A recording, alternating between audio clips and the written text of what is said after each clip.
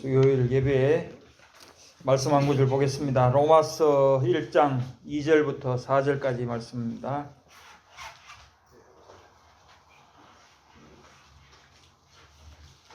로마서 1장 2절에서 4절.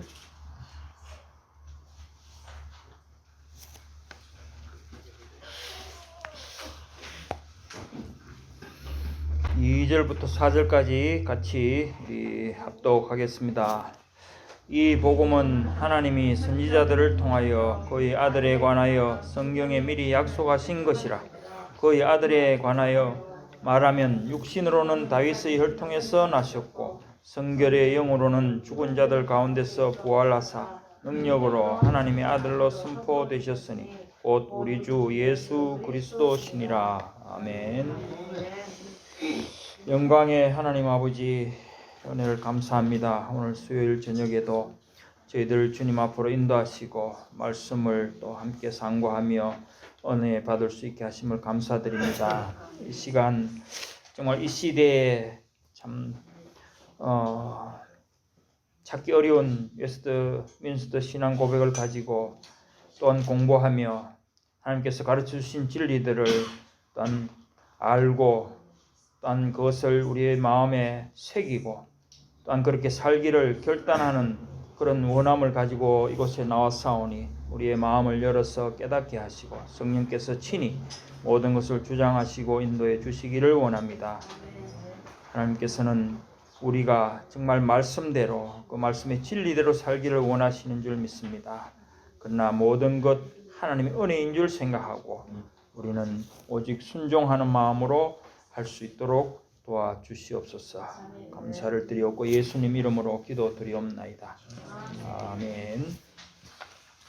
예, 우리 앞에서 이제 7장까지 보았죠. 7장까지 보았는데 성경 그리고 신론 또 인재론 조직 신학적으로 말하면 그렇습니다. 근데 우리가 알듯이 가장 중요한 게 이제 물론 성경이 전제되어야 되는 것이고, 그럼 신론에 대해서 우리가 배울 때는 모든 이 신학 자체가 하나님에 관한 그렇죠 학문이고 또 성경에 나타난 하나님의 그 말씀 그 계시를 연구하는 것이기 때문에 하나님이 가장 먼저 나와야 되겠죠. 그래서 신론을 제일 먼저 배우고 그리고 이제 인재론이 바로 나왔었는데 왜 그런가 하면은 하나님을 안다는 것이 사실은 우리 자신을 우리가 죄인됨을 아는 것의 전제가 되는 거죠. 하나님을 알아야지 우리가 죄인인 것을 알게 된다는 겁니다. 우리는 우리 자신만 아무리 살펴본다고 해서 우리가 죄인인지 우리가 피조물인지조차도 사실은 모르죠. 그냥 어디서 정말 진화론처럼 생겨난 그런 존재인가, 원래 있던 존재인가, 온갖 생각들을 하지만은 그런 모든 것들은 우리가 신론, 하나님에 대해서 알 때 그 모든 거짓은 드러나고 우리는 정말 하나님을 의지할 수밖에 없는 피조물이라는 것을 알게 되는 거죠. 또한 우리가 타락했고 죄로 인해서 우리 스스로는 하나님을 찾아갈 수 없는 그런 정말 죄악된 존재라는 것을 알게 된다는 거죠. 그러니까 이런 이제 하나님과 우리를 알게 되면은 어떻게 됩니까? 우리가 그냥 버려두면은 죽을 수밖에 없다는 그런 이제 것을 알게 되죠. 지옥에 가야 되겠구나 하는 이제 그런 것을 알게 되는데, 그러나 거기서 그치는 것이 아니고 우리에게 구원의 빛을 주신 우리의 중보자가 계시면은 우리가 그래도 구원을 받을 수 있겠지 않느냐, 그런 이제 생각을 인간들은 할 수 있는 거죠. 그 중보자라는 것은 어떤 모든 다른 종교에서도 다 중보자들은 있죠. 그러나 우리 기독교에서는 중보자이시지만은 곧 그분이 진리이고 길이라는 거죠. 그것이 다른 것과는 이제 다른 종교들과는 다른 것입니다. 다른 종교들은 아무리 중보자가 있고 제사장들이 있다 하더라도 그들 자신이 길은 아니고 진리는 아니죠. 다만 그들은 자기들 역할이 진리가 저기 있다 이렇게 하면은 길이 된다, 길이 있다 이것을 가르쳐 주는 것이지만은 우리의 중보자 되신 예수님은 스스로 말씀하시기를 내가 곧 길이요 진리요 생명이라고 말씀하셨기 때문에 우리는 그런 데서 또한 이 기독교의 독특한 정말 종교라고 말할 수 없는 그런 부분들을 우리 발견할 수 있다는 거죠. 그래서 이제 자연적으로 우리가 이제 기독론으로 들어가게 되는 겁니다. 중보자 그리스도, 오늘 8장의 제목이 그렇습니다. 중보자 그리스도 이렇게 되는데, 오늘 읽은 이제 본문은 그 가운데서도 특히 그리스도께서 이 중요한 부분인데요. 그리스도께서는 일위 이성이라 그러죠. 위격에 있어서 하나지만은 양성, 즉 신성과 인성을 가지신 분이다. 그것이 아주 기독론에 있어서 가장 핵심적인 부분입니다. 그렇게 되어야만이 우리의 중보자로서 인간을 구원하실 수 있다는 거죠. 그렇기 때문에 이것은 우리가 반드시 알아야 되고, 그것을 통해서 또한 우리보다 앞서서 부활하신 그것을 우리에게 친히 보여주시고 또한 부활의 보증이 되신 것을 오늘 본문 가운데서 이제 말씀을 하고 있다는 겁니다. 그래서 우리 이제 오늘 본문은 이제 그렇게 보시면 아시겠고, 사실 이 8장 이 부분이 웨스트민스터 신앙고백 33개 중에서 아마 가장 분량이 많은 것 같습니다. 전체 이제 항목은 8개지만은 그 한 문단이 아주 길어요. 길고 또 조목조목 이 세세하게 분류가 되어 있기 때문에 그 성경을 다 찾아보려 해도 상당한 시간이 걸릴 것 같고, 실질적으로 또 이거 뭐 한 장이지만은 조직 신학에서는 상당한 분량을 차지하는 그런 것이죠. 그래서 오늘도 우리가 이제 기독론을 보는데 아마 제가 준비한 것도 이 페이지가 반인데도 상당한 분량입니다. 그래서 바로 이제 본문에 들어가도록 그렇게 하겠습니다. 그래서 기독론에 있어서 가장 논란이 되는 부분이 뭐라고 생각하십니까? 기독론, 그러니까 그리스도론 말하면은, 사실 이 그리스도론이라고 하면 이제 우리는 가장 논란이 되는 부분은 동정녀 탄생이라고 말할 수 있겠죠. 어떻게 인간이 여자 처녀 몸에서 태어날 수 있겠느냐, 이제 그런 부분을 사실은 논란으로 삼을 수 있겠죠.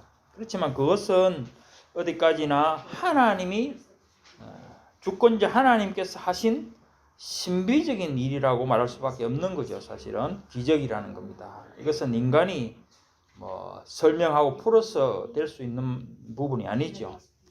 그래서 이제 우리는 신학적으로 생각해 볼 문제들을 다루어야 된다는 거죠. 그래서 그것은 바로 그리스도의 인격, 그러니까 인격이라 하지만 이제 우리나라 말로 인격이지만 영어로 이제 person이겠죠. 그래서 삼위일체의 제2위이신 이 그리스도께서 어떻게 인성을 가질 수가 있는가? 처음 말했듯이 일위, 한 person, 한 인격의 어떤 본성, 그러니까 신으로서의 본성과 인간으로서의 본성을 가질 수 있느냐? 그것을 이제 우리가 신학적으로는 반드시 밝혀야 된다는 거죠. 그것이 중보자로서의 그리스도에게 있어서 가장 핵심적이라고 아까 말씀을 드렸습니다. 그것이 이해가 되고 밝혀져야지만이 정말 우리를 위해서 예수님께서 어떤 일을 하셨는지, 우리가 그것을 정말 의지할 때 우리의 구원이 정말 확실한 것인지 하는 그에 대해서 믿음을 확정할 수가 있는 것이죠. 자, 그래서 왜 하나님이 꼭 인간이 되셔야만 했는가? 사실 이 부분은 우리가 많이 들었지만은 그냥 지나갈 수는 없고 간단하게 한번 제가 말씀을 드리겠습니다. 하나님께서 인간을 구원하시기 위해서 왜 인간으로 오셔야만 하였는가 하는 것을 말씀드리면은, 아까 말했듯이 그리스도의 위격에 있어서 일위 이성이라 이렇게 말을 하는 겁니다. 그래서 이거는 신학적으로 그렇게 말을 하지만은 이제 영어로는 일위라는 것은 이제 unipersonality 이렇게 됩니다. 그러니까 한 인격이라는 게 인간과 신성과 인성이 합쳐진 하나의 인격, unipersonality 이렇게 되고 그걸 푼다면은 two natures in one person 이렇게 되죠. 그러니까 한 인격 안에 두 본성이다. 그런 말입니다. 이것은 하나님이신 성자께서 인간의 몸을 입으셨다는 것을 말합니다. 우리 읽은 본문의 거기 3절에 나오는 그 말씀이죠. 근데 여기서 이제 인간의 몸이라는 것은 단순히 육체를 말하는 것이 아니고 우리 전체 영혼과 몸, 육체 전부를 말하는 거죠. 전인적인 관계죠. 그걸 말하는 것이고 이제 이것을 이제 연합이라고 말할 수 있겠죠. 그러니까 신성과 인성이 합쳐졌다는 그런 의미로. 그래서 이것을 이제 우리가 생각을 해야 되고, 그리고 왜 그리스도는 중보자로서 하나님이시며 인간이셔야 했는가? 중보자이신 그리스도에게 양성이 필요한 이유를 간단하게 보면은 중보자 그리스도는 하나님과 인간 가운데서 중보의 일을 해야 하기 때문에 하나님이시기도 하고 또한 인간이시기도 해야 된다는 것을 우리는 제목에서 벌써 짐작을 할 수 있는 거죠. 중보자 그리스도. 중보자라는 것은 어느 한편 가운데서 이제 양쪽 편을 중재하는 거잖아요.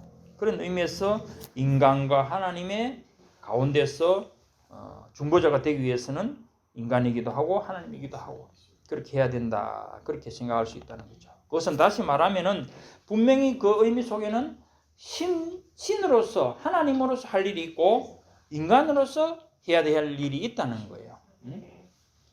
그러니까 인간으로서 해야 될 일은 예수님이 인간의 본성에서 그 일을 해야 되고 또 신으로서 그러니까 인간이 할 수 없는 부분은 신으로서 그러니까 하나님으로서 그 일을 해야 된다는 그 말씀입니다. 그래서 인성이 필요한 이유 첫째로는 먼저 인간으로서의 본성이 왜 필요한가? 그것은 인간으로서 해야 할 일이 있기 때문이다 하는 거죠. 그러니까 인간으로서 해야 할 일이 있는데 사실은 무엇입니까? 해야 하지만 못한 일을 대신한다는 거죠. 그렇잖아요. 그런 의미에서 예수님이 오신 이유, 또 인성을 가지신 이유가 그거라는 거죠. 그래서 첫째는 완전한 율법의 순종. 그리고 율법의 순종이라는 것은 원래 인간이 해야 될 일이잖아요. 그러나 아담이 불순종함으로 행위 언약을 어김으로 인해서 타락하고 부패되었기 때문에 이제는 인간은 도저히 스스로 율법을 다 지킬 수가 없게 된 거죠. 그 전에 이제 에덴 동산의 아담은 다 지킬 수도 있는 상태였죠. 죄를 짓지 않을 수 있는 상태였지만은 타락함으로 인해서 이제는 불가능하게 됐다는 거죠. 그래서 이제는 인간의 일을 예수님이 인간으로 오셔서 그걸 이제 순종으로 성취하셔야 된다는 겁니다. 그러니까 그것은 율법의 요구인 완전한 순종을 통해서 의를 이루어야 된다 그 말씀이죠. 그 마태복음 3장 15절에 나오는 말씀이 그렇습니다. 우리가 이와 같이 하여 모든 의를 이루는 것이 합당하니라. 그러니까 예수님께서는 이 땅에 오셔서 모든 율법을 완전하게 순종했다는 거죠. 자, 그래서 이걸 우리가 많이 듣는 그 용어로 능동적 순종이라고 합니다. 이 부분은 물론 다음에 또 좀 더 자세하게 배우겠지만은 이 능동적 순종, 완전한 순종은 결국 우리가 천국에 가는 문제, 영생을 얻는 문제와 관계된다는 거죠. 율법적 의를 이루어야지 하나님이 그 의를 보고 천국에 가는 것을 허락하신다는 거죠. 근데 그건 우리가 못했기 때문에 예수님께서 오셔서 그것을 하시고 우리는 그 의를 이루신 율법적 의를 이루신 예수님을 믿으면은 그 의를 우리에게 전가받아서 우리는 칭이 된다는 거죠. 칭이 되어서 천국에 간다는 겁니다. 그래서 아주 중요한 거죠. 그리고 두 번째 인성이 필요한 이유는 대속 제물이 되기 위해서. 이건 마찬가지입니다. 이것도 우리 인간이 해야 될 부분 첫 번째가 능동적 순종이었다면 두 번째 대속 제물이 된다는 것은 수동적 순종이라고 볼 수 있죠. 무슨 말이냐? 결국 죄값을 치르는 부분이라는 거죠. 죄값을 치러야 된다. 죄의 삭은 사망이라기 때문에 반드시 모든 인간은 죽어야 되는데 그 죄값을 우리가 다 치러버리고 지옥에 다 가버리면 끝이지만은 하나님은 그런 우리를 택하셔서 구원하시기 위해서 예수님이 대신 죄값을 치르도록 하셨다는 거예요. 그러므로 인해서 이제는 우리는 사망이라는, 그러니까 뭐 육체적인 사망은 있지만은 궁극적으로 영원한 사망, 지옥에 가는 일은 없다는 거죠. 그래서 우리가 첫째 율법적 순종과 두 번째 대속 제물이 되기 위해서 하는 것은 나중에 배울 그리스도의 속죄 부분에서 능동적 순종과 또 수동적 순종과 같은 그런 의미적으로 그것을 하기 위해서 이제 인성이 필요하다는 거죠.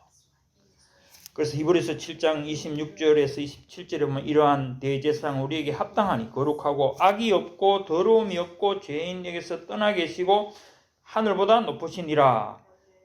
그는 저 대제사장들이 먼저 자기 죄를 위하고 다음에 백성의 죄를 위하여 날마다 제사 드리는 것과 같이 할 필요가 없으니 이는 그가 단번에 자기를 드려 이루었습니다. 우리가 알듯이 이 땅의 구약시대 제사장들은 자기 죄를 먼저 뭡니까? 제물을 드려서 하나님께 속죄를 하고 다른 사람의 죄를 속죄하는 걸 이제 제사를 드려주고 이래 했거든요. 그러나 예수님은 거룩하고 악이 없고 그러니까 죄가 없으시다고 했잖아요. 죄가 없기 때문에 자신을 드림으로 해서 바로 그것을 이룰 수 있다는 겁니다. 자, 그런 의미에서 인성이 필요하시고 그 다음에 두 번째 신성이 필요한 이유. 왜 하나님이셔야 되느냐? 왜 인간이 구원하는데 왜 하나님이셔야 되느냐? 그거는 아까도 말했듯이 인간이 할 수 없는 일을 하기 위해서 그렇다는 거죠. 사실상 그러니까 인간에게 불가능하다는 것이 율법의 완전한 순종도 사실은 이제는 타락한 상태에서는 불가능하죠. 그것도 그렇지만은 또 하나님의 진노를 감당한다. 사실 하나님의 진노를 받아서 감당해낼 수 있는 인간은 없죠. 그렇잖아요. 모두가 지옥에 가서 참 말로 우린 표현하기가 참 어렵지만 하나님의 진노를 인간으로서 감당할 인간이 없다는 거죠. 또 하나님이 그러한 진노에 합당한 공의를 만족시킬 만한 그런 무한한 가치의 제사를 드릴 인간도 없다는 거죠. 그러니까 인간 제사장은 뭐 매일 제사를 드리든지 뭐 절기마다 드리든지 어떻게 하든지 그거는 계속적으로 또 드리고 계속 해야 된다는 거예요. 그렇지만 예수님은 단번에 그 모든 제사를 한꺼번에 이루었다는 무한한, 그리고 한 명도 아니고 모든 믿는 자들을 구원하는 그런 제사를 단번에 드리는 것은 하나님만이 하실 수 있다는 거죠. 그래서 신성이 필요하다. 그리고 또한 율법의 저주, 곧 사망으로부터 이제 해방시키기 위해서 결국 또는 이제 물론 인성과도 다 연관이 되지만 결국 인간이 할 수 없는 부분들을 결론적으로 하나님이 다 하나님 대신 예수님이 다 하신다는 거죠. 그리고 이제 또 그런 구속 사역의 성취, 그러니까 예수 그리스도께서 해놓으신 그 모든 부분들을 모든 믿는 자들에게 베푸시기 위해서 우리는 이제 전가라고 하고 우리가 칭이 된다는 것, 믿음으로 인해서 칭이 된다는 그 부분을 성령을 통해서 이루어 주시기 위해서 오셨다는 것 말이죠. 결국 우리를 위해서 구원하시기 위해서 오셨다. 그래서 이제 인성과 신성이 필요하다. 그렇게 이제 말씀을 드리는 겁니다. 그래서 이 부분은 사실 상당히 중요하기 때문에 웨스트민스터 대열의 문답에도 38번, 39번, 40번에 따로따로 항목을 해서 나와 있는 부분들입니다. 뭐 책이 쓰신 분들은 한번 보시기를 바랍니다. 자, 그 다음에 그러니까 중보자로서 예수 그리스도께서 인성과 신성이 있어야 되는 이제 이유를 그렇게 말씀드렸고, 그렇기 때문에 이 두 가지 인성 문제 때문에 결국 이단자들이 많이 생겨났다는 거예요. 그러니까 어떻게 보면은 예수님은 하나님이라고 너무 주장하는 그러니까 신성을 강조하면 어떻게 됩니까? 인성을 부정하든지 인성을 줄이든지 제한해 버리는 경우가 되고, 또 반대로 예수는 인간이 아니냐, 마리아와 요셉의 아들인데 이렇게 생각을 해버리면은 어떻게 됩니까? 하나님이라고 보지 않는다는 거죠. 축소성 신성을 부인해 버린다는 거죠. 그러니까 어느 쪽이든지 이제 그런 식으로 해서 어느 한쪽에 치우치다 보면은 결국 이단자가 돼 버린다는 거죠. 그래서 그 대표적인 이단론들을 보면은 이건 이제 간단하게 그냥 생각만 하시면 됩니다. 어떤 그 이해만 하시면 되겠죠. 첫째는 저번에 삼위일체 때도 말씀을 드렸는데 가연설이라고, 이건 영지주의자들이 말하는 거죠. 가연설, 도케티즘. 가연설은 이제 가라는 거짓 가짜거든요. 현자는 보일 현자, 그러니까 거짓으로 보인다. 결국 환상이라는 거예요. 예수님이 그러니까 하나님이 인간으로 오셨다는 것은 영지주의 입장에서는 뭐냐면은 육체는 악한 거예요. 더러운 거예요. 그러면 하나님의 그 거룩한 하나님이 인간의 육체로 오신다는 것은 안 된다는 거예요. 불가능하다는 얘기죠. 그러니까 결국 무슨 소리냐? 하나님은 인간의 옷을 입은 것처럼 잠시 보였다는 거예요. 잠시 그렇게 환상같이 보였다가 승천하신 거는 부활하시고는 다시 올라가셨으니까 그걸로 끝이고 그냥 실제로 입으신 것이 아니다. 그렇게 말을 하는 겁니다. 그래서 이것은 아예 삼위일체론과 관계되는 부분이기도 하지만은 결국 이것은 인성 자체가 아예 없다고, 인간이 된 적이 없다는 그런 이제 표현이겠죠. 그리고 이제 두 번째로 생각할 것은 아폴리나리우스주의 이런 이제 표현인데, 이 아폴리나리우스가 이런 주장을 했다는 거죠. 가연설과 좀 비슷하긴 한데, 이것은 이제 뭐냐면은 인간의 몸을 입기는 입었는데 몸과, 흔히 이제 삼분설 우리 생각해 보면 돼요. 몸과 혼, 결국 이 인간적인 부분을 입었지만은 그 어떤 마음이나 정신, 어떤 그런 영적인 부분은 로고스, 신성이다. 그러니까 어떻게 보면 좀 분리된 듯한 그런 표현이죠. 그러니까 이것도 어쨌든 가연설 그런 측면에서 볼 때 인간의 몸은 인간이지만은 실질적으로 정신이나 영은 하나님이시기 때문에 모든 하는 일들에 있어서 이 땅에서 하는 일들도 하나님으로서 로고스로서 한 것이다. 이렇게 이제 생각하고 말을 한다는 거죠. 결국 이것도 결국 인성을 축소하는 거다. 그 다음에 이제 세 번째 네스토리우스주의라고, 이건 가끔 들어보셨을 것 같습니다. 네스토리우스파 이런 말도 하죠. 네스토리우스. 이제 네스토리우스는 우리가 먼저 이제 우리가 생각할 것은, 이거는 이 네스토리우스라는 사람이 결국 이 사람은 이제 두 위격을 주장했어요. 그러니까 일위, 한 인격의 두 성이 아니고 하나님의 그 이위인 성자이기도 하지만은 또 인간으로서의 인격으로 예수 그리스도다. 그러니까 인격이 두 개고 각각의 또 본성이 거기 있는 거다. 그렇게 생각했다는 거예요. 이위 이성이라 그러거든요. 그러니까 위격을 한 인격인데 그걸 나누어 버렸다는 거예요. 신격 또 인격 따로 인간과 신을 완전히 분리해 버렸다는 거죠. 무슨 말인지 알겠습니까? 그래서 이것은 결국 이제 그렇다면 이상해지는 거죠. 사람이 하나인데 어쨌든 그 안에 신성과 하나님은 따로 있고 인간과 또 인성은 따로 있고 뭔가 하는 일들이 우리는 상상하기 어렵지만은 그렇게 주장을 했는데, 사실 이건 성경에는 전혀 그런 표현이 없어요. 성경에는 절대 분리된 듯한, 예수님이 신성과 인성이 따로 분리돼서 어떻게 한다는 듯한 그런 표현이 하나도 없다는 거예요. 그래서 이제 이 부분은 결국 이단으로 정죄되고, 그래서 이제 전설에 의하면은 이 네스토리우스는 동방으로 이제 전파됐다 이렇게 하고, 옛날 배운 바에 역사 시간에도 가끔 배운 것 같아요. 신라 시대에 보면은 그 기와에 십자가 문양이 있다든지 그런 것이 그 네스토리우스파의 영향이라고 그런 생각을 하는 거죠. 또 동지 뭐 팥죽 먹는 거, 팥죽을 먹는데 그 붉은 것을 뿌리잖아요. 벽에 뿌린다든지 그런 것도 6월절 양의 피를 뿌리는 것처럼 이제 그런 그 풍습이 전해진 것이라 이제 그렇게 추측을 하는 거죠. 그래서 네스토리우스는 그때 이후로 어떻게 됐는지 사실 정확히 알 수도 없어요. 그러나 그것이 이제 동방으로 와서 그렇게 전해졌다. 일시적으로 전해진 것이죠. 계속 유지되지는 못했고.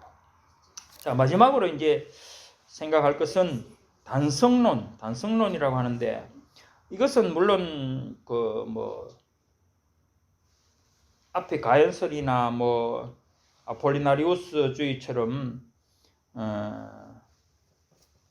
한 인격이라는 부분을 볼 수는 있는데, 그러나 여기 단성론이라는 것은 그런 의미보다도 완전히 신성과 인성이 혼합해서 분리되지 않는 그런 상태로 하나가 되어버린다는 거예요.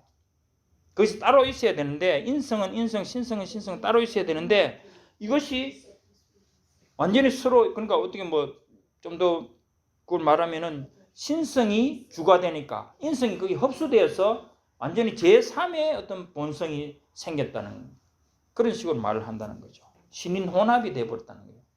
결국 말하면 이게 이제 단성, 하나의, 그러니까 양성이라 했잖아요. 양성이 아니고 단성이라 그렇게 말한다는 거죠. 그래서 이거는 이제 사실 뭐 우리가 이해하기 어렵죠. 제3의 이 본성이라는 것이 뭔지도 정확하게 모르겠지만은 성경에서 이런 식으로 말한 것은 없다는 거죠. 그래서 결론적으로 이런 이제 이단자들 때문에 주후 451년에 칼케돈 회의에서 이제 신경이 만들어지는 거죠. 이 기독론에 대한 신경이 최종적으로 거기서 이제 확정이 되는 거죠. 그래서 이제 거기서 정해진 것을 이제 요약해서 말씀을 드리면, 첫째는 완전한 하나님이시며 또한 이지적 영혼과 육체로 구성되신 진정한 인간, 동일하시고 유일하신 우리 주 예수 그리스도, 이렇게 되어 있습니다. 그래서 이분은 여기 나오듯이 이지적 영혼과 육체로 구성되신 진정한 인간이시고 또한 유일하시고 동일하신 주 예수 그리스도. 그러니까 이것은 이제 아까 말한 가연설이나 아폴리나리우스주의를 배제하는, 그러니까 그런 것은 아니라는 표현으로, 그러니까 이적 육체로 분명히 한다는 것을 말씀을 드리고 있는 거고요. 두 번째로는 이제 두 본성의 원형들은 보존되어 하나의 위격과 본체를 형성하였으니 두 위격으로 분리되어 나누어진 것이 아니라 한 분이시며 동일하신 성자이시자 하나님의 독생자 진리의 말씀인 주 예수 그리스도이시다. 자, 이거는 이제 아까 네스토리우스주의를 배제했다는 거죠. 하나의 위격과 본체를 가지고 있다. 그것을 지금 여기 칼케돈 회의에서 넣었다는 거죠. 네스토리우스는 잘못됐다. 그걸 말하고 있는 거고요. 마지막으로는 그는 혼합 없이, 우리 여기 이제 보게 될 본문에도 나오는데, 혼합 없이, 변화 없이, 구별 없이, 분리 없이 두 가지 본성을 지니고 계신다. 그럼 혼합된 것도 아니고 변환된 것도 아니고 그렇다고 구별되는 것도 아니고 분리되는 것도 아니고 신비죠. 우리는 알 수 없지만은 인성과 신성이 그리스도의 몸 안에 함께 한다. 그건 이제 단성론을 배제한다는 겁니다. 합해지는 절대 혼합돼서 뭐 된 것이 아니라는 거죠. 그런 의미에서 이제 우리가 생각을 할 수 있고요. 그러니까 이건 뭐 이게 단성론, 예수님은 일리한 인격의 신성과 인성이 있구나. 이제 그걸 기억하시면 됩니다. 다른 것은 어느 쪽에 치우치면은 이단이다. 인간을 부인하면 아니고. 그러니까 여호와의 정의는 뭡니까? 신성을 부인하죠. 신성을 부인하는 겁니다. 메시아라고도 말은 하지만은 여호와의 정의는 예수님을 그리스도 뭐 메시아라고 말은 하지만은 하나님은 아니라고 해요. 그 뭐 어떻게 보면은 그 이슬람교에서 마호메드하고 비슷한 그런 선지자의 하나 정도로 그렇게 생각합니다. 자, 그 다음에 이제 또 생각해 볼 것은 우리가 아는 대로 뭐 그리스도의 직분, 선지자, 제사장, 왕 이런 것은 우리가 뭐 잘 아시니까. 그리고 또 그리스도의 신분에 대해서 비하와 승기. 비하라는 것은 신분이 비하라는 것은 결국 하나님이신데 인간에까지 내려오셨다. 인간의 몸을 입으셨다. 그렇잖아요. 낮고 천한 곳에 오신 그것을 이제 비하 낮추신다는 거죠. 그죠? 이제 그 빌립보서 2장 7절에 자기를 비어 하는 그런 표현이 거기 되는 겁니다. 그러니까 그것은 비하된 신분은 뭐냐면 동정녀로 나시고 인간적인 삶을 살고 고난을 받고 죽으시고 장사 지내는 이런 것들은 인간으로서 겪는 그런 비참한 그렇죠? 모든 상황을 말하는 겁니다. 그리고 이제 그 이후에 어떻게 되면 승기 다시 높이 올라가신다는 거죠. 그거는 뭡니까? 장사 이후에 이제 부활, 승천 그리고 하나님 보좌 우편에 앉으시고 또 장차 이제 재림에서 심판주로 오시는 것까지 성계의 신분이라는 거죠.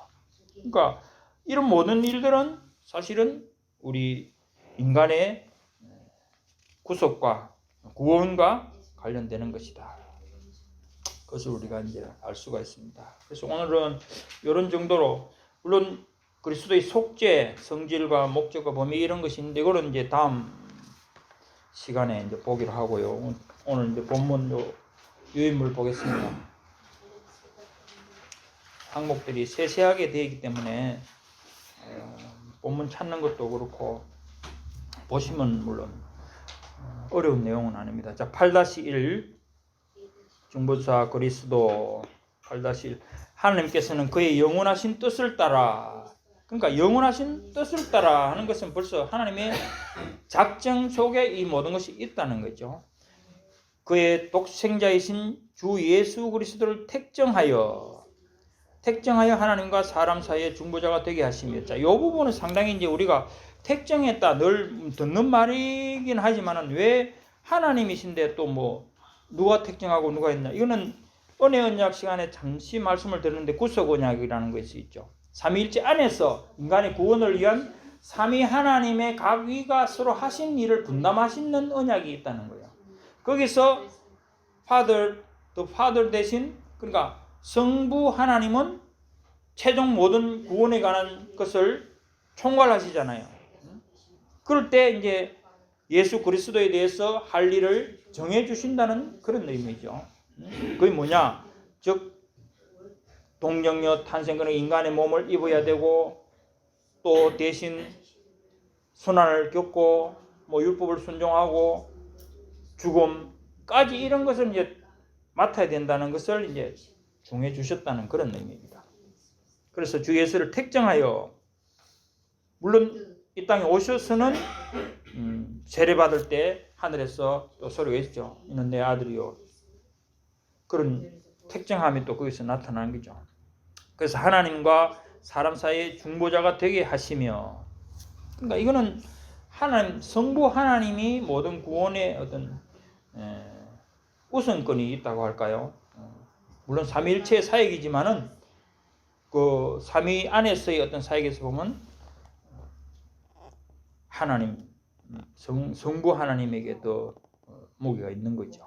자, 중보자가 되게 하시며 사도행전 42장 1절 그 밑에 본문 보겠습니다. 내가 붙드는 나의 종 내 마음에 기뻐하는 자 곧 내가 택한 사람을 보라. 내가 나의 영을 그에게 주었은즉 그가 이방의 정의를 베풀리라. 이 택한 사람 여기 택한 사람이 되어 있죠. elect 되어 있습니다. 본문 8-1의 영어로는 choose and ordain 이렇게 되어 있죠. 어쨌든 뭐 같은 의미고 자, 그 베드로전서 1장 19절에서 20절도 마찬가지입니다. 오직 흠없고 점없는 어린 양 같은 그리스도의 보배로운 피로 된 것이니라. 그는 창세전부터 미리 알림 바 되시니나 이 말세에 너희를 위하여 나타내신 바 되었으니. 그러니까 여기 알리신 바 됐다는 것이 알림 바 되었다는 부분이 밑에 줄에 알림 바 되신이라는 것이 여기 영어로는 foreordained 되어 있죠. 그러니까 전에 예정 배울 때 미리 작정하셨다는 그런 의미죠. 그래서 이제 이거는 영어가 여러 가지로 NIV는 chosen 돼 있고 NASB나 ESB는 foreknown, 알린 바 이렇게 되어 있어요. 뭐 같은 의미로 이제 여러 가지로 기본적으로는 작정이라는 그런 의미를 가질 수 있겠죠. 자, 본문 중보자가 되게 하셨다는 것은 말씀했고, 그 다음에 선지자, 제사장, 왕, 이 부분 따로 보지 않겠습니다. 선지자이시고 제사장이고 왕이 되도록 하셨다 그 말씀이고, 그리고 자기 교회의 머리요 구주, 자기 교회의 머리요 구주. 에베소서 5장 23절 밑에 이는 남편이 아내의 머리됨이 그리스도께서 교회의 머리됨과 같음이니 그가 바로 몸의 구주시니라. 자, 그리고 만유의 후사, 히브리서 1장 2절. 후사라는 말은 뭡니까? 이게 그 유언에서 나오는 그 말이죠. 그러니까 상속자란 말 아닙니까? 그러니까 만유를 받았다는 거예요. 하나님이 하나님으로부터 만유를 받았다. 아들이 받는 게 맞죠. 그런 의미입니다. 그래서 1장 12절 이 모든 날 마지막에는 아들을 통하여 우리에게 말씀하시니 이 아들을 만유의 상속자로 세우시고 또 그로 말미암아 모든 세계를 지으셨느니라. 후사라고 했는데 여기 개역 개정에는 상속자로 고쳐져 있네요. 상속자. 그래서 만물을 상속받았다는 겁니다. 그러니까 그런 의미에서 구원을 위한 모든 것을 받았다는 그런 의미가 되겠죠. 그 다음에 세상의 심판자가 되게 하시기를 기뻐하셨다. 심판자. 아까 우리 말씀을 드렸지만, 자, 2장 후에 사도행전 17장 31절 이는 정하신 사람으로 하여금 천하를 공의로 심판을 날을 작정하시고 이에 그를 죽은 자 가운데서 다시 살리신 것으로 모든 사람에게 믿음하는 증거를 주셨음이라 하니라. 그러니까 정하신 사람이 바로 예수 그리스도, 그를 통해서 공의로 심판을 작정하셨다. 그런 심판자가 되게 하시기를 기뻐하셨다. 하나님께서는 그의 독생자에게 창세전에 한 백성을 주시어. 자, 여기 창세전에 한 백성을 주시어. 이게 지금 한 백성이라고 지금 표현이 그랬는데 영어로 거기 제가 굵게 해놨죠. A people. 밑에 세 번째 A people 되어 있는데, 그러니까 이 한 백성이라는 것이 이 무슨 말인고 제가 그걸 했는데 결국 모든 믿는 자를 하는 백성, people로 본 거예요. 그렇게 잡은 거예요. 그 뒤에 나오는 그의 씨, 이제 같은 말로 그렇게 표현이 되어 있는 겁니다. 그러니까 이것은 뭐 요한복음 17장 6절이나 뭐 이런 데 이제 표현이 되어 있죠. 하나님께서 주신 자라고 표현이 되어 있는 이제 그런 부분들이 크게 한 백성이고 한 씨, 아브라함의 씨라 했듯이 여기서도 후사로서 그 씨를 받는다는 그런 의미에서 백성을 씨라고 단수로 전부 되어 있습니다. 지금 NIV 같은 데 보면 복수로 되어 있는 것도 있고 있는데 이제 단수, 원래는 단수라는 거죠. 한 백성, 쉽게 말하면 무용교회 모든 구원받은 자의 전체를 한 백성이라고 그렇게 본다는 거죠. 자, 이사야서 53장 10절 여호와께서 그에게 상함을 받게 하시기를 원하사 질고를 당하게 하셨은즉 그의 영혼을 속건제물로 드리기에 이르면 그가 씨를 보게 되며, 여기도 씨를 가는 게 단수예요. His seed. 씨를 보게 되며 그의 날은 길 것이요 또 그의 손으로 여호와께서 기뻐하시는 뜻을 성취하리로다. 자, 그래서 그의 씨가 되게 하셨다. 그러니까 하나님께서 택한 백성들을 그리스도에게 맡기셨다는 거죠. 그리고 그 뒤에 기약한 때에 이르러 그로 말미암아 그 백성이 구속함을 받고 부르심을 받고 의롭다함을 받고 성화되고 영화롭게 되도록 하셨다. 구원의 과정이죠. 그래서 그 백성이 구속함을 받고 가는 것은 그 이름으로 알 수 있죠. 예수라는 이름이, 그죠? 자기 백성을 저희 죄에서 구원할 자라고 말씀을 하셨잖아요. 그러니까 그 과정이 거기 다 들어있다는 거죠. 그래서 고린도전서 1장 30절에 너희는 하나님으로부터 나서 그리스도 예수 안에 있고 예수는 하나님으로부터 나와서 우리에게 지혜와 의로움과 거룩함과 구원함이 되셨으니. 예. 그래서 이제 이 8-1은 전체적으로 뭡니까 뭐 좀 개괄적인 부분이라고 할까요? 전체적으로 중보자로서의 어떤 역할을 이렇게 나타낸 겁니다. 이 일을 그러니까 뒤에 쭉 나오는 선지자, 뭐 제사장, 왕, 교회의 머리, 구주, 세상의 심판자, 또 백성을 씨로 받아서 구원하는 게 결국 중보자로서 할 일을 그렇게 쭉 나야 되는 겁니다. 자, 8-2 페이지 밑에 부분에요. 여기 이제 우리가 앞에서 본 그리스도의 위격에 대해서 여기 이제 나오는데, 자, 8-2 삼위 중에 제2위이신 하나님의 아들은 참된 영원하신 하나님이시요 성부와 한 본체이시며 또한 동등하신 분이시며, 그리고 여기까지는 이제 삼위일체라는 그 내용에 들어있는 거죠. 동등 제2위이시고 참 하나님이시다. 참된이라는 말이 very God, 참 하나님, 진짜 하나님이라는 겁니다. 하나님의 아들은 진짜 하나님이시고 또한 영원하신 하나님이시고, 그리고 성부와 한 본체이시고, substance라고 되어 있는데 본체, 본질적으로 하나다, 본체가 하나다. 그리고 분리되지 않는 삼위일체 하나라는 그 말입니다. 또한 동등하신 분, 본질에 있어서 본체이시고 본질에서 동등하신 분. 그러니까 삼위일체 안에 한 분이시라는 자, 그걸 말하는 겁니다. 그리고 여기까지는 삼위일체적인 부분이고, 이제 뒤에부터 이제 그리스도로서의 어떤 독자적인 그런 부분이죠. 그래서 때가 참에 인간의 본성을 취하셨다. 갈라디아서 4장 4절에 나오는 말씀이죠. 또한 인간의 본성에 속한 모든 본질적인 성질들과 일반적인 연약함들을 아울러 취하셨으나 죄는 없으시다. 그러니까 인간의 몸으로 오셨으니까 동정녀 탄생이라고 해서 죄만 없는 것이지 다른 것은 똑같다는 거예요. 모든 인간과 똑같다는 거예요. 본성적으로. 자, 그 뒷페이지 요한일서 5장 20절 보세요. 또 아는 것은 하나님의 아들이 이르러 우리에게 지각을 주사 우리로 참된 자를 알게 하신 것과 또한 우리가 참된 자 곧 그의 아들 예수 그리스도 안에 있는 것이니 그는 참 하나님이시요 영생이시라. 참 하나님이시라. 그 밑에 히브리서 4장 15절 우리에게 있는 대제사장은 우리의 연약함을 동정하지 아니하실 리가 아니요 모든 일에 우리와 똑같이 시험을 받으신 이로되 죄는 없으시니라.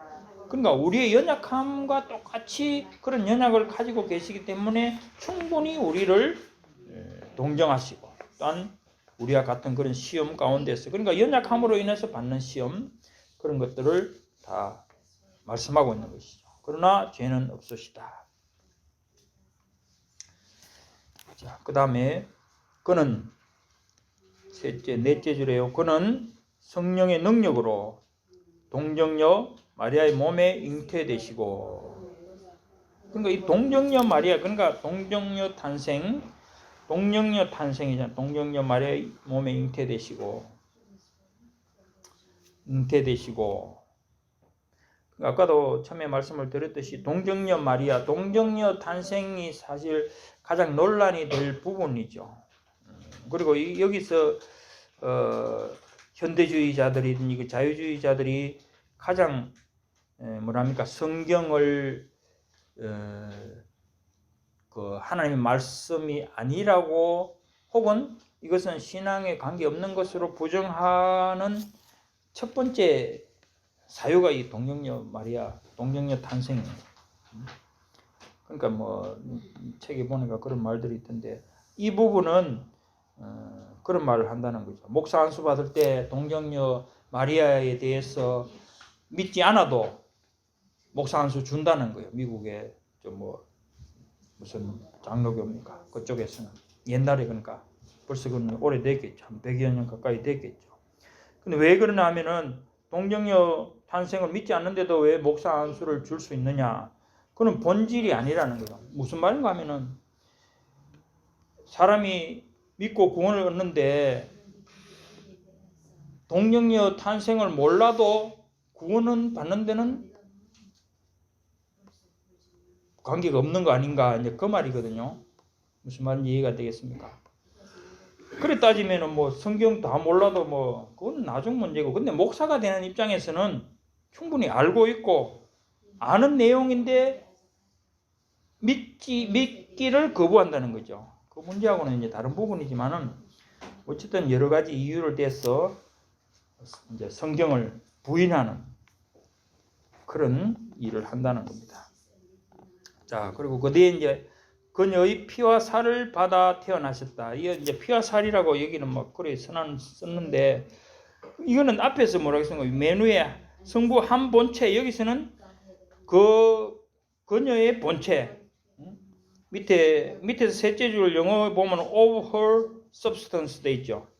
그와 같은 겁니다. 그러니까 인성의 그 본성, 본체를 받았다. 살과 피라고 할 수도 있겠지만은 하나님 삼위일체 안에서 하나님의 그 본체와 같듯이 동정녀 마리아의 그 본체를 가지고 태어났다 그 말입니다. 그래서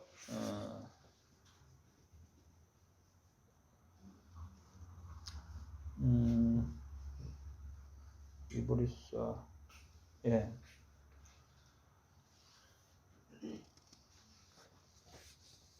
그 다음에 그러므로 두 개의 온전하고 완전하고 구별된 본성인 신성과 인성이, 아까 말씀드렸잖아요. 온전하고 완전하고 구별된, 그러나 혼합된다든지 변환된다든지 이런 것이 아닙니다. 완전하게 신성과 인성이 구별되고 딱 이거는 신성, 그것은 인성, 그것을 알 수 있는 그런 것이라는 거죠. 그리고 그 뒤에 나오듯이 변환이나 혼합이나 혼동됨이 없이, 그러니까 이게 변환이라는 것이 뭐 신성이 이렇게 변해서 뭐 인성으로 간다든지 뭐 인성처럼 된다든지 이제 그런 전에 최대한 변질되는 부분들을 이제 막기 위해서 있는 용어를 비슷한 용어지만 다 써놓은 거예요. 변환이나 혼합이나 혼동됨이 없이 한 인격 안에서 분리할 수 없게 서로 결합되었다. 그러니까 여기서 한 인격이 바로 1위, 2위라는 거 제2위의 그 인격, 한 인격 안에 두 개의 본성이 들어있다는 겁니다. 그것은 결합되었다. 어떻게 보면 이것은 우리 사람이 그러니까 믿을 때 그리스도와 연합한다는 그런 부분과 의미가 같은 거라고 저는 생각이 되더라고요. 유나이티드라는 그런 거, 유나이트라는 걸 영어로 그렇게 같이 쓰니까 우리가 그렇게 될 수 있는 것도 여기서 예수님이 성육신 함으로써 신성과 인성이 연합되는 것처럼 우리가 그렇게 될 수 있다는 그런 의미가 되는 것 같습니다. 그래서 로마서 9장 5절 보면은 조상들도 그들의 것이요 육신으로 하면 그리스도가 그들에게서 나셨으니 그는 만물 위에 계셔서 세세의 찬양을 받으실 하나님이시라. 아까 우리 로마서 1장 3절 4절 읽었듯이 그와 같은 말씀이죠. 자, 그 인격은 참 하나님이자 참 사람이시되 한 분 그리스도요 하나님과 사람 사이의 유일한 중보이시다. 참 하나님과 참 사람. 찬송가에도 있죠. 참 하나님이시고 참 사람이시다. 한 분 그리스도요 하나님과 사람 사이의 유일한 중보자이시다. 그러니까 사람이고 인간 신이시고 하나님이시고 한 중보자는 없다는 거죠. 모두 인간 중보자는 있었지만 그것은 일시적으로 제사장들이 그런 일을 했지만은 이제는 하나님과 사람 사이에 참된 유일한 중보자. 그래서 디모데전서 2장 5절에 하나님은 한 분이시요 또 하나님과 사람 사이의 중보자도 한 분이시니 곧 사람이신 그리스도 예수라. 아멘. 자, 8-4 보겠습니다. 3페이지 밑에요. 이 부분은 이제 중보자로서 아까 말했듯이 구속 언약을 성부 하나님과 성자 예수님 사이에 맺을 때 각자의 임무에 대해서 의논한 게 이제 여기 특히 이제 중보자 그리스도로서 수행할 임무에 대해서 이제 말씀을 하고 있는 겁니다. 신성과 결합된 인성을 취하신 주 예수는 성령으로 성화되고 한량없이 부음을 받았으며. 자, 이 부분은 이제 요한복음 3장 34 뒷페이지 맨 위에 있죠. 요한복음 3장 하나님이 보내신 이는 하나님의 말씀을 하나니 이는 하나님이 성령을 한량없이 주심이니라. 그러니까 예수님이 세례 받을 때 성령이 한량없이 하늘로부터 내려왔다는 것 있잖아요. 그러니까 이 이제 인간의 뭡니까? 이 뭐 선지자든지 왕이든지 하는 기름 부음을 받았다 하지만은 예수님은 이제 성령으로 그런 기름 부음을 받은 거라는 그런 말씀이죠. 자, 그에게는 지혜와 지식의 모든 보화가 있었고, 골로새서 2장 3절, 그 안에는 지혜와 지식의 모든 보화가 감추어져 있느니라. 성부께서는 모든 충만으로 그 안에 거하게 하시기를 기뻐하셨다. 그러니까 충만이라는 표현이, 그러니까 모든 것이, 없는 것이 없다. 그러니까 뭐 어떤 인간이지만은 그 안에 중보자로서 할 수 있는 일들을 하게 하기 위해서 필요한 모든 것들을 채워주셨다는 그런 말씀이거든요. 그래서 골로새서 1장 19절에 아버지께서는 모든 충만으로 예수 안에 거하게 하시고.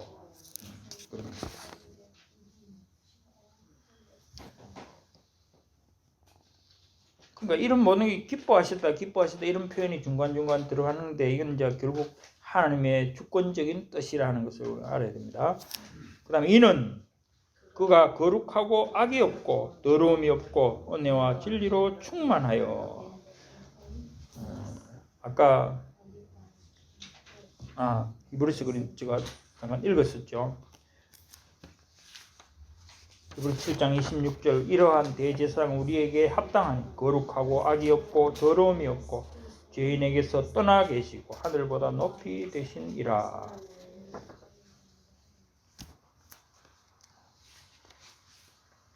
은혜와 진리가 충만하여 중보자와 보증인의 직분을 수행하는데, 그러니까 중보자와 보증인 이런 임무를 수행하는데 부족함이 없도록 하겠어요. 그러니까 구비하여 부족함이 없다는 표현이 야고보서에 나오는데 그런 것. 그러니까 모든 것을 갖춤으로 인해서 부족함이 없도록 하기 위함이었다. 하나님께서 중보자, 그러니까 예수 그리스도 성자 예수님을 이 땅에 보내실 때는 그 중보자로서의 사역을 완전히 실패 없이 감당하실 수 있도록 모든 것을 함께 구비해서 채워주셨다는 거죠. 그리고 이 직분은 그가 스스로 취하신 것이 아니요. 그러니까 스스로 취했다는 말이 뒤에 또 이제 이런 비슷한 말이 나오는데, 어떤 면에서는 스스로 취한 거죠. 그렇지만은 이것은 이제 중보자라는 입장에서 본다면은 성부 하나님께서 그렇죠, 택해서 시키신 것이라고 볼 수 있다는 그런 측면이죠. 그런 의미에서 성부 하나님께서 성자 예수님께 시킨 명령, 뒤에 나오지 명령했지만은 또 독자적인 제2, 2위 성자 예수님 입장에서 보면 스스로 또 하는 것이 이제 뒤에 또 나옵니다. 그래서 우선 여기서는 스스로 취하신 것이 아니요 하는 표현으로 받아들이면 됩니다. 삼위 안에서 이제 그랬다는 거죠. 성부께서 그를 부르셔서 맡기신 것이다. 히브리서 5장 4절에서 5절 이 종기는 아무도 스스로 취하지 못하고 오직 아론과 같이 하나님이 부르심을 받은 자라야 할 것이니라.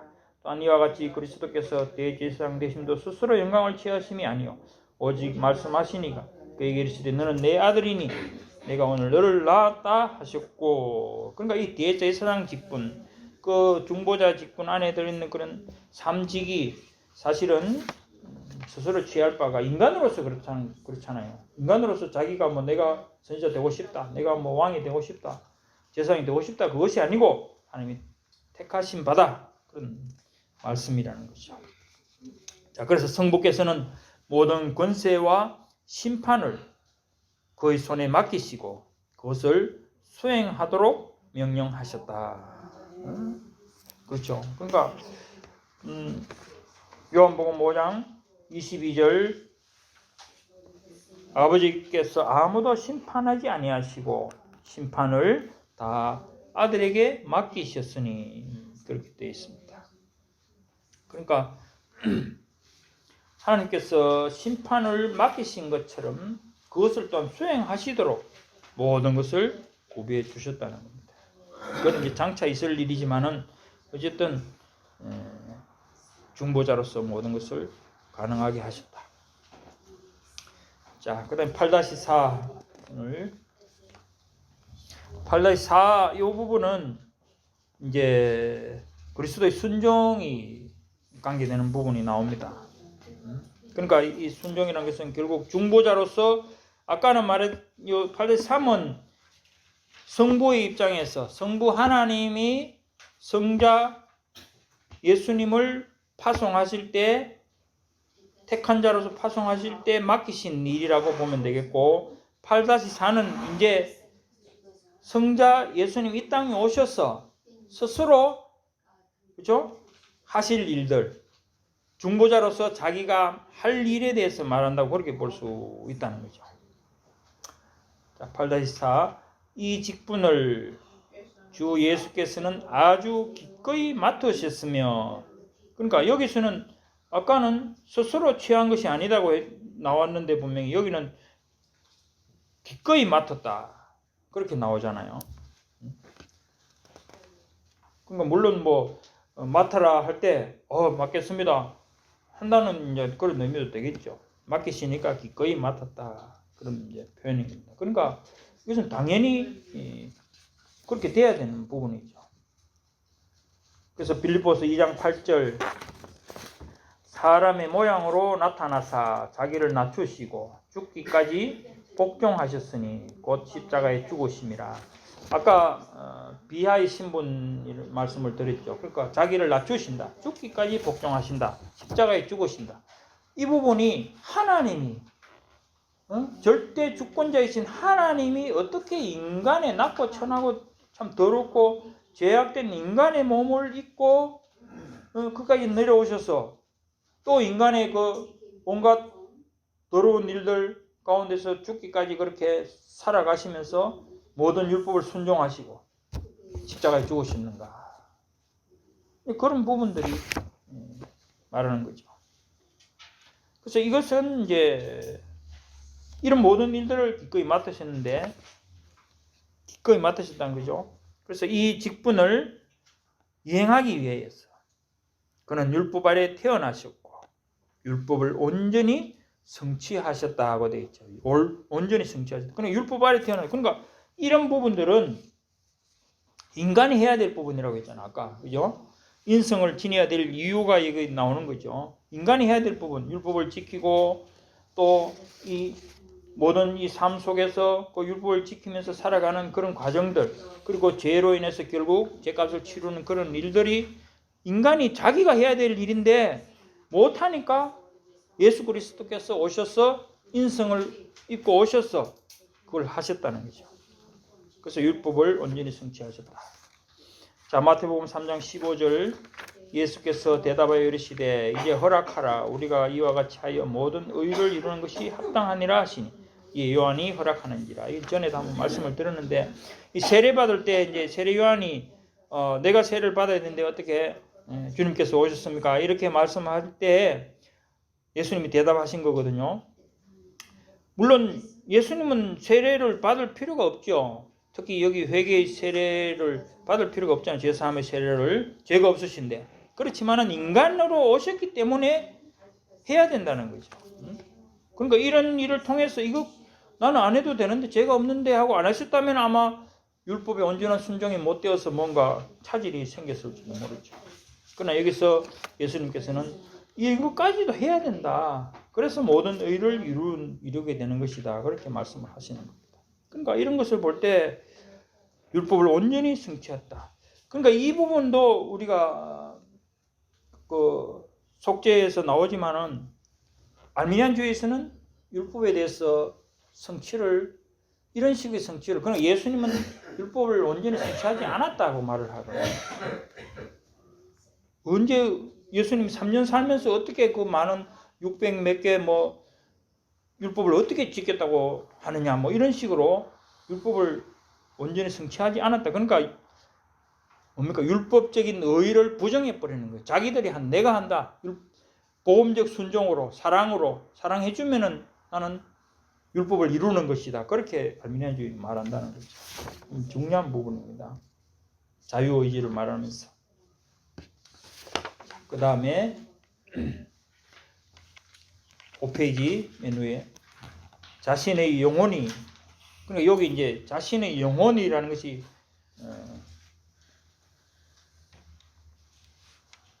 일단 보겠습니다. 자신의 영혼이 가장 극심한 고뇌들을 직접 겪었으며 이거는 영혼, 즉 정신적인 부분에서 고민하고 여기 이제 마태복음 26장 37절 38절 뭡니까? 베드로와 세베대의 두 아들을 데리고 가실새 고민하고 슬퍼하사 이에 말씀하시되 내 마음이 매우 고민하여 죽게 되었으니 너희는 여기 머물러 나와 함께 깨어 있으라. 이 고민이라는 것이 고뇌, 이 죽음을 앞에 두고 그것도 십자가에 이 세상에서 역사적으로도 가장 고통스러운 십자가의 죽음을 앞두고 그 느끼는 그렇죠 마음에 얼마나 그게 참 뭐 스트레스 이상 참 그런 고뇌를 직접 겪었었던 정신적으로. 그 다음에 나오는 부분이 그의 몸으로 아까는 영혼이 그랬고 그 다음에는 그의 몸 그죠 몸으로는 가장 아픈 고통들을 당하셨다. 마태복음 26장 27장 이게 이제 고난 순환과 또 십자가 죽으심 그 장이죠. 마지막 부분인데 그러니까 영혼은 정신적으로 우리가 마음으로 그런 고민과 슬픔과 비통함을 겪으셨을 뿐만 아니라 몸으로는 또 그 채찍에 맞고 가시면류관을 쓰시고 십자가에 못 박히고 피 흘리시며 창에 찔리는 그런 일을 당하셨다는 거예요. 그 인간으로서 이런 모든 것을 참고 적극적 순종과 요거는 지금 능동적 순종과 지금 이 수동적 순종까지 다 이루셨다. 그래서 알미니안주의는 다시 말하지만 여기서 이 육체적인 몸으로 하는 이 고통만 말하는 거예요. 그러니까 죄의 사선 사망이라고 죽음만 대신 죽어줬다는 그것만 믿는 거죠. 일부만 반쪽만 믿는 겁니다. 그리스도 의에 대해서. 자, 그 다음 십자가에 못 박혀 죽으시고 장사되어 사망의 권세 아래에 있었으나 결코 썩지 않으셨다. 자, 여기 이제 아까 말했듯이 비하의 신분으로서, 그죠? 비하의 신분으로서 정신적으로 또 육체적으로 온갖 고난을 다 겪어 쓰고 죽으시고, 그죠? 장사 지낸 바 되는까지 되셨다는 거죠. 그러나 썩지 않으셨다. 사도행전 13장 37절 우리 잘 아는 구절이죠. 맨 밑에 있는데 하나님께서 살리신 이는 썩음을 당하지 아니하였나니. 결코 그러니까 썩으면 안 되잖아요. 썩으면 아니 된다. 그래서 썩진 않은 죄가 없어서 그 사명을 감당. 그러니까 이게 앞에서 나온 부분이 뭐냐 하면은 앞에 거기 앞에가 아니고 아까 제가 말씀을 드릴 때 하나님이 신성이 하나님이 되셔야 되는 이유 중에 이것이 들어가는 거예요. 만일 인간이었다면은 그죠? 장사돼서 사망으로 묻혀버렸으면 썩었을 거예요. 그죠? 그럼 끝났잖아요, 사실은. 근데 여기서는 썩지 않았다는 건 하나님이시기 때문에 신성이시기 때문에 썩지 않고 그 죽음의 권세 아래에서도 버틸 수 있었다는 거예요. 그래서 하나님 신분이 필요하다는 거죠.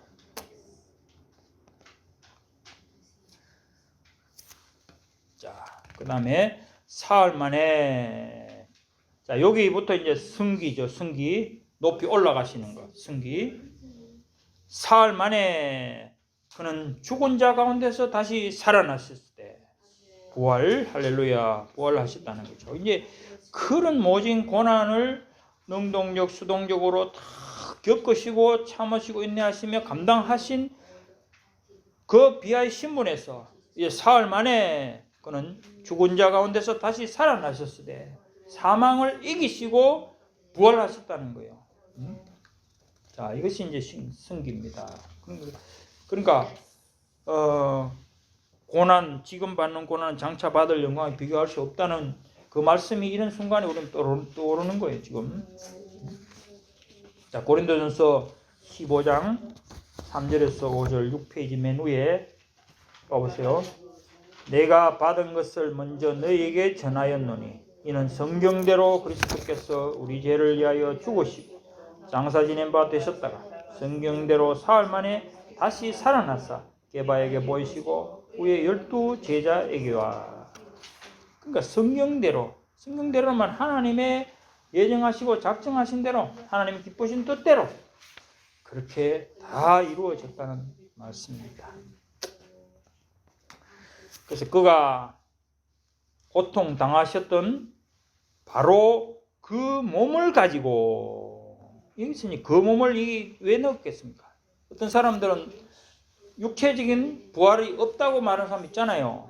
그걸 지금 배제하는 겁니다. 몸도, 우리가 죽으면 우리 몸도 지금은 묻혀서 썩는 것 같지만 그날에는 우리 몸도 다시 부활한다는 걸 말씀하는 거예요. 예수님이 그러셨잖아요. 그래서 또한 하늘에 오르셨으며 거기서 아버지의 우편에 앉으셨어. 승기의 신분이 이제, 자, 여기 그 몸을 가지고 하는 거 요한복음 20장 27절. 도마에게 이르시되 내 손가락을 이리 내밀어 내 손을 보고 내 손을 내밀어 내 옆구리에 넣어보라. 그리하여 믿는 자가 되지 말고 믿는 자가 되라. 도마는 부활하신 예수님이 오셨을 때 그 자리에 없었잖아요. 그래서 못 믿겠다. 예수님이 부활한 거 나는 내가 손가락으로 찔러보고 이렇게 옆구리에 손을 넣어보지 않고서는 못 믿겠다. 그러신데 며칠 뒤에 예수님 오셨어요. 그래서 손가락으로 내밀어 내 손을 보고 옆구리에 손을 넣어봐라. 그렇게 말씀하시는 거예요. 그러니까 예수님은 그 몸을 가지고 죽을 때 그 몸을 가지고 부활하셨다는 거죠. 그리고 하늘에 오르셨고 하늘 우편에 앉으셨다. 마가복음 16장 19절. 주 예수께서 말씀을 마치신 후에 하늘로 올려지사 하나님 우편에 앉으시니라. 아멘. 지금 하나님 우편에 앉아 계신 거예요. 그리고 뒤에 중보기도 하시고, 중보기도 이제 여기 이제 간구하시고 이렇게 되어 있던데 제가 중보기도라고 바꿨어요. 그리고 영어로 보면 making intercession 돼 있잖아요. 그러니까 지금 우리를 위해서 기도하시는 거예요. intercession for our 이렇게 되겠죠. for ours 우리를 위해서 for us 우리를 위해서 기도하시는, 간구하시는 거, 중보기도 하신다는 거죠. 그것이 이제 히브리서 7장 25절. 그러므로 자기를 힘입어 하나님께 나아가는 자들을 온전히 구원하실 수 있으니 이는 그가 항상 살아계셔서 그들을 위하여 간구하심이라. 그 밑에 영어 밑에 끝에 보면 있죠. Make intercession for them. 그죠? 그들을 위해서, 그 우리를 위해서 for us. 그 말인 거예요. 그리고 세상 끝날에 사람들과 천사들을 심판하기 위하여 다시 오실 것이다. 할렐루야. 그러니까 앞에는 비하의 신분으로서 이 땅에 오셔서 33년 동안, 그죠? 사실 하나님이 인간의 몸으로 오셔서 33년 동안 살면서 겪는 모든 일들이 사실은 고통이죠. 고난 아니겠습니까? 거기다가 더해서 십자가의 죽음을 당하시는 그런 일까지, 장사 지낸 바 되는 그런 것까지 당하신 것이 비하의 신분이고 그 이후에 사흘 만에 부활하셔서 바로 그 몸을 가지고 하늘에 승천하시고 하나님 우편에 앉아 계시고 이제는 우리를 위해서 중보기도 하시고 또 장차 심판주로 다시 오실 그 예수님을 말씀하고 있다는 거죠. 아멘. 자, 사도행전 10장 42절 우리에게 명하사 백성에게 전도하되 하나님이 살아있는 자와 죽은 자의 재판장으로 정하신 자가 곧 이 사람인 것을 증언하게 하셨고 곧 이 사람은 바로 예수 그리스도라는 거죠. 재판장으로 죽은 자의 오늘 정하신 자다. 그 다음에 유다서 1장 6절 또 자기 지위를 지키지 아니하고 자기 처소를 떠나 천사들을 큰 날의 심판까지 영원한 결박으로 흑암에 가두셨으며 그러니까 천사도 심판을 받는다는 거예요. 천사도 심판을 받고 그때까지 흑암에 가두셨다. 그럼 그날은 천사도 그러니까 뭡니까? 천사 여기 그냥 천사가 아니고 마귀하고 귀신이겠죠. 결국에는 그들은 지옥 영원한 불에 들어간다는 겁니다. 그래서 말씀하시는. 그래서 오늘 이제 우리가 몇 가지 배웠죠. 제가 말씀드린 거 위격에 대해서 1위, 2격. 한 인격이지만은 신성과 인성을 가지신 분이시다. 그리고 또 우리 왜 하나님이 꼭 인간이셔야 됐느냐? 인간이어야 된 이유, 또 하나님이어야 된 이유 그런 것. 그리고 그 1위, 2성을 부인하고 어느 한쪽에 치우치면은 이단이다. 인격을 인성을 무시해도 안 되고 신성을 무시해도 안 되고 각각 따로따로 완전한 분리되지 않고 혼합되지 않는 변질 없는 그런 이성, 신성과 인성을 가진 분이 그리스도다. 그걸 확실히 우리는 인지해야 된다는 거죠. 그러니까 하나님, 예수님은 인간이 아니다고 해도 안 되고 또 하나님이 아니다 해도 안 된다는 거예요. 그러면은 그거는 이단으로 가는 거예요. 그리고 그리스도의 직분, 선지자, 제사장왕 이건 우리가 잘 아는 것이고 그리고 비하와 승기, 우리를 위해서 이 땅에 낮은 몸으로 오셨고 마침내 모든 고난을 겪었었지만은 부활하시고 하나님 우편에 올라가시고 앉으시고 마침내 심판주로 오신다. 그것이 이제 중보자 예수 그리스도에 관한 교리적인 내용들이 오늘 이제 거의 다 봤습니다. 이제 다음 남은 4개 항목들은 이제 속죄 부분입니다. 오늘 속죄 잠시 나왔지만은 좀 더 이제 구체적으로 정말 우리 인간들을 위해서 하는 중보자 그리스도께서 어떻게 하셨으며 또 어떻게 그것이 우리에게 전해지며 우리가 의롭다고 받고 구원을 받게 되는 하는 것이 이제 내용이 되겠죠. 자, 질문이나 있습니까? 하나님 아버지 감사합니다. 오늘 웨스트민스터 신앙 고백에 또 그리스도의 위격에 대해서 공부했습니다. 하나님, 저희는 참 깨닫기 어려운 부분들이 많이 있지만은 그러나 믿음으로 우리가 받아들이게 하시고 정말 하나님 보내주신 독생자 예수 그리스도 중보자 예수 그리스도가 아니면은 우리가 구원을 받을 수 없었다는 것을 우리 마음속에 깊이 새기고 정말 그런 하나님께 늘 감사하며 감격하며 그러므로 말미암아 우리가 그 말씀대로 순종하며 살아가는 저희가 될 수 있도록 은혜를 베푸시고 인도하여 주시옵소서. 감사를 드리옵고 예수님 이름으로 기도드리옵나이다. 아멘.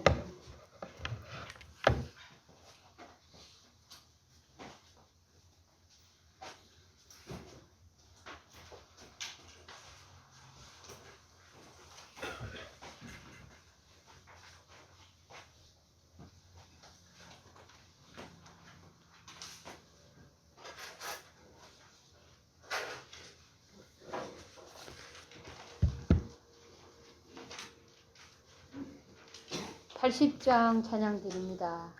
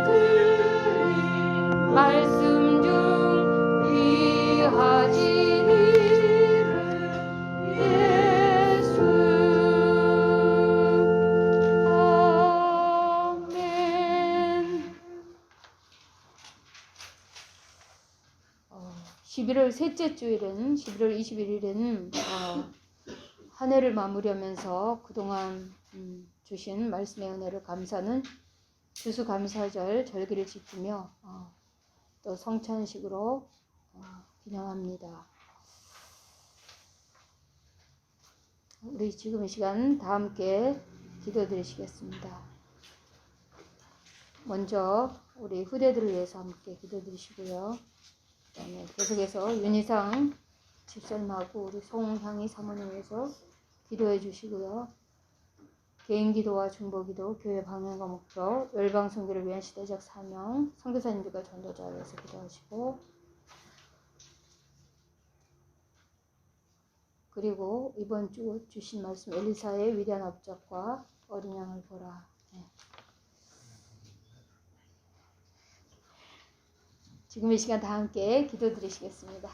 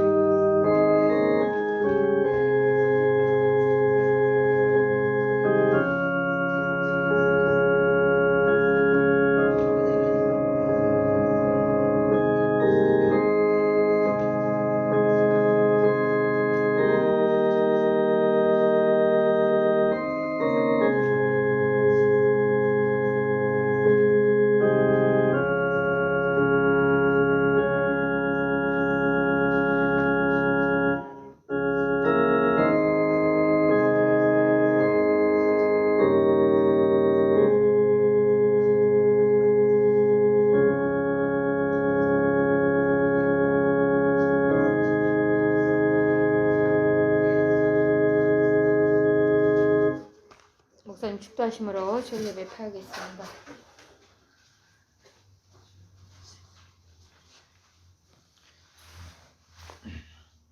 지금은 우리 주 예수 그리스도의 은혜와 하나님 아버지의 극진하신 사랑과 보혜사 성령님의 내주 교통 충만하심이 중보자 그리스도로 말미암아 구원을 얻고 그 은혜에 감격하여 정말 오직 그 말씀을 따라 살기를 소원하고 또한 그 기쁨을 온 세상에 전하며